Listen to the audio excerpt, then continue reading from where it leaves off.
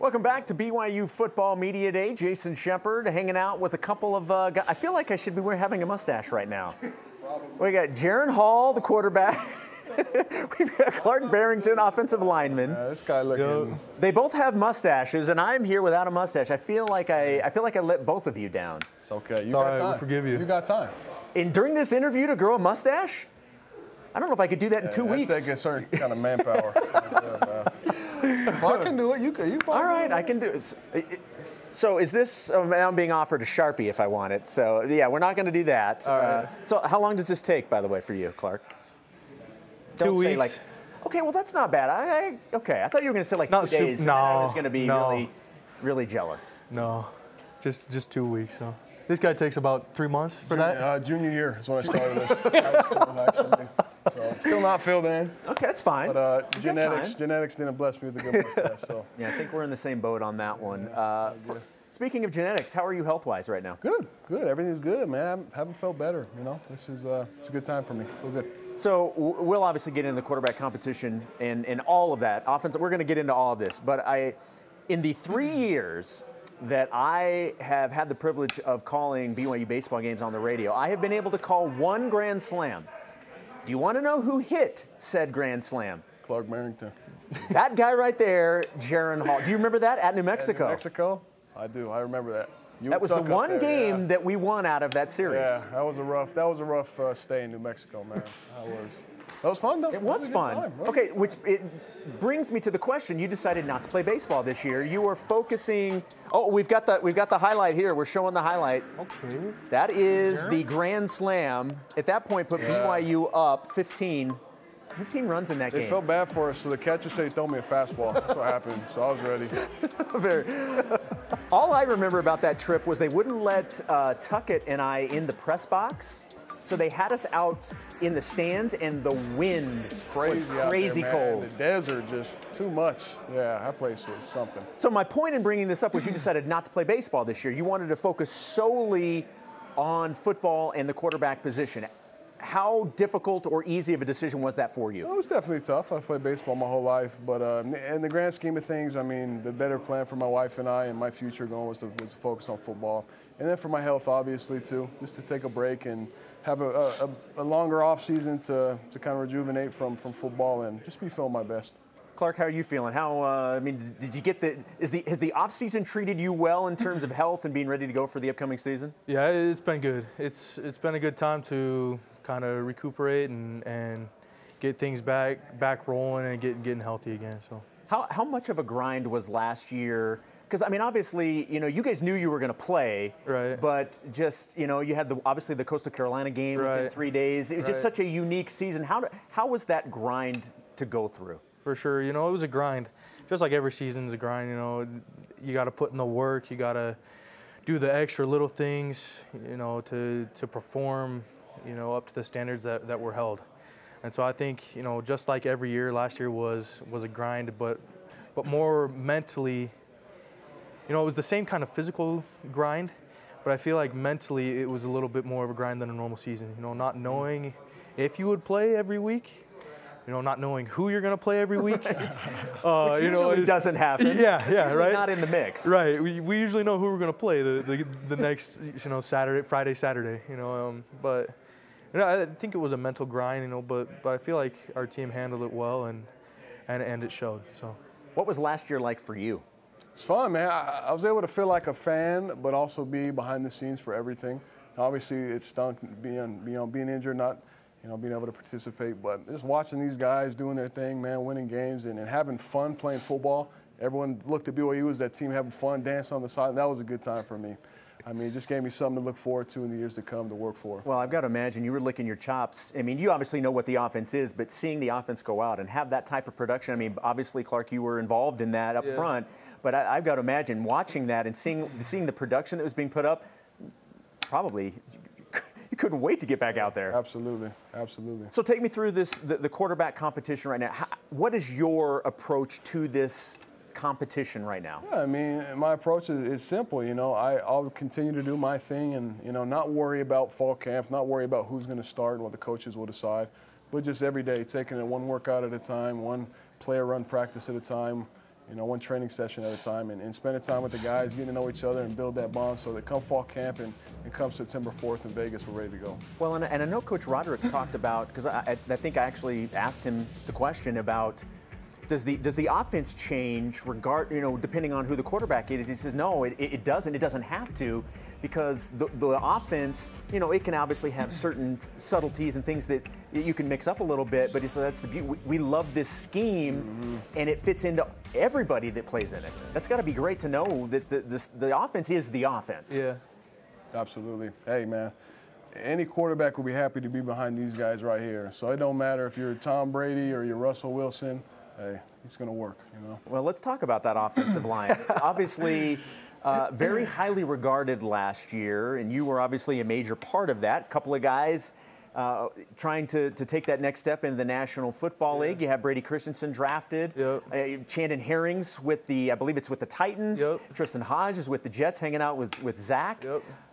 I know a lot of production was lost, but it's kind of like a reload situation, isn't it? For sure, for sure. You know, very happy for those guys and the opportunities they got, you know, to go to the next league. And, you know, but we do have a lot of dudes that have played, have experience, you know, and have put in that time, you know, and effort to get to know the plays and get their technique down, and are really great players that are ready to step up and fill those spots. So it'll be a good year. And it really does feel, especially over the last couple of years, that, you know, sometimes it's due to injuries. Sometimes you want to get guys reps so that you can build that depth. But it does feel like there's been a lot of guys that have been able to get not just reps, but significant reps in games that matter. That has to pay off for you guys, I've got to assume. Oh, for sure. It's a big deal. So how do you view this offensive line heading into this year in terms of, you know, obviously, you know, regardless of the quarterbacks, that probably doesn't change too much of what you guys do. Right. What's your feeling on the O-line? You know, I feel like it's just like any other year. You know, we're confident, you know, that we can perform, you know, the way that we need to, and we back up, you know, kind of that confidence with the work that we put in. You know, I think that's a big thing with the O-line is that, you know, we're going to be the ones putting in the work day in, day out, you know, trying to get better. And I think that's what this whole room, you know, of O-linemen are all about, you know, putting in that work, getting better, improving each and every day. And as we do so, then that's what will make a good season. So, how much easier is your job with these guys ahead of you? Let me tell you something, okay? This group right here, man, I've never seen a group closer that laughs more, that laughs louder than another group, that's working on the field together more than another group, that's in the weight room. I mean, these guys are as tight as they come, and come game day, you can see that, man. They're all on the same page with James in the center, kind of, you know, getting everyone straight, and then these guys knowing what they're doing and playing hard, you know, playing to the whistle. It's something that, you know, the coaches have instilled in them, and it's something that they take very personally. It's a part of who they are, man. They're competitors. They're bullies out there, especially this guy. Okay? I've never met a nicer dude off the field, freaking goofy, and then on the field, just a bully, man. So Is there a switch that gets flipped at game time? I think there's got to be. With this game, there has to be a switch that you flip. You know, you can be a great guy off the field, but once you get on there, there's got to be a different mentality. Do you think you're goofy, like Jaren says? Hey, we all are. Even this guy's goofy a little bit. I'm goofy, but he's goofy. Man. Yeah. That's why we love him. So take me inside the quarterback room. What's the vibe inside the quarterback room? Yeah, I think we take a very professional approach to it, and we understand boundaries. You know, we're on the field. It's very competitive. Yeah. It's BYU, right? This is the quarterback factory throughout the years, and guys want to be a part of it. They want to play. And unfortunately, only one guy can, right? And so when we're on the field, it's all very competitive, giving our best effort. But then when we're off the field, in the weight room, in the meeting room, it's about the team, you know? It's about helping each other out, growing closer together. And it's a pretty cool dynamic to see and to be a part of. BYU obviously has a history of guys going to the NFL. I mean, it's not just a recent thing, but with what we saw last year with 5 guys getting drafted and so many guys being picked up and in camps currently, you know, guys from the offensive line, obviously Zach at the quarterback position. How much extra motivation is that for you guys to realize that dream for yourselves? Yeah, I think it's a big part, you know, of realizing, you know, that it's possible. Right. Right. You know, it's been a long time since an O-lineman's been drafted. That's right. Right. And so being able to play next to him all season, being able to interact and do drills and practice and, do everything with him every day in and day out, you know, it kind of brought up that realization that, hey, you know, this dream that I've had since being a little kid, it is possible, and that I'm, you know, pretty close to, you know, making that dream reality, you know, if I continue to work and try to improve in all that I do. So.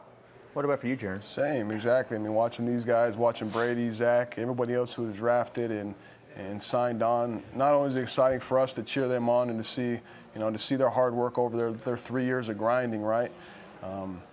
But it instills, like Clark said, just the realization that this is real. It can happen, you know. As long as you put the work in, as long as you enjoy your time with your teammates and make the most of it, have fun playing, that, you know, by the end will accumulate to a good, you know, professional season, you'd hope. Is it still weird to see Zach, you know, topping SportsCenter and, you know, practices? Is it just kind of surreal? I'm kind of used to it by now, man. It's been, you know what I mean? Like, dude's been making plays, so it's just kind of expected, man. Dude's a baller. All right, so as if you didn't have enough on your plate already, trying to become the starter, you're getting ready for the season, you're about to be a dad as well. I know. So what, you say 2 weeks? 2 weeks. Yeah, boy or girl? I can't remember. Little girl. Little girl? Little girl, yep. So pray for me, please. I'm going to need it. Do you have names picked out, or is that still? I do. Oh. My wife, she, you know, I think she's going to wait. She's got a couple on her mind, so. Are you willing to share the names that you like? Oh, I'd love to. Okay, please. I would love to. She doesn't want me to, but I'm going to. Okay. My name would be Jada. I love that name for my daughter. Very pretty. That's my number one. That's what I'm hoping we go with. So I'm just kind of hoping that by the time the nurse comes in and says, okay, you got to name her, she's got too much on her mind, and I'll just, you know, write Jada on there. We'll be. Just remember, and just remember, you're the one that gets to bless them as well. It's true. Hey, you know what I mean? That's a good point. I didn't think about that. I mean, yeah. That's a little, you know. That's really taking it a too different far. angle. But Yes, I'm just saying, I don't want to plant the seed, but I'm going to plant the seed. I like that, man. I like that. We do not suggest anyone doing that because your marriage would probably end immediately. All jokes aside. Yeah. So now I wanted to ask you grew up in Spokane, correct? I did, yes. Okay, so it begs the question, did you grow up a Gonzaga fan? You know, it was the school that I would root for basketball, go to their games every now and then. It was a great atmosphere over there in Spokane, but you know, I'm proud to be a Cougar. That's not still the case with basketball, right? No. Okay. All right. I thought, I'm like, I can't imagine anybody growing up in Spokane and not growing up a Gonzaga fan because it's all encompassing in the area, right? Exactly. Yep. All right. So last thing before we let you go, and I appreciate you guys hanging out with me. This has been a lot of fun. The thing that you're most looking forward to for the upcoming season, because it's going to be here before we know it. Right. Well, Clark, let's start with you. I think the one thing that I'm most excited for, you know, is just to be able to get on the field again, play with, you know, friends that I consider as close as brothers. You know, just going out, having fun with them, you know, enjoying every day in and out, and enjoying the grind, you know, of things. There's just something different about football season. And that's what I'm just most excited about. So. What about for you, Jaren? Just like to watch this dude maul some people. You know what I mean? Do his thing. Flip that switch and go after guys, right? Flip that switch, man. Yes. Nah, same, man. It's just fun to. It's just a blessing to play. To have the special teammates around us that we have. So, man, September 4th, playing in Vegas. You know, and playing against Arizona, that'll be a good day for us. So I think we're all looking forward to that. And, you know, we'll start today by, hitting these workouts and day by day slowly work our way there. It's going to be a home game in Vegas, isn't it? It sure will be. Sure hope so, man. All right, remind me your wife's name again? Brianna. Brianna? Yep. Brianna. Jada is a beautiful, beautiful name. I just want to throw that in there. Thank you, It is a beautiful name. It sure is. It sure is. Jaren, Clark, great stuff. Thanks for stopping by. I appreciate it. Of course, thank you. All right, good luck this season. I'm sure we'll be seeing a lot more of each other as we get closer to the season. We'll be back. More Web Chats coming up after this.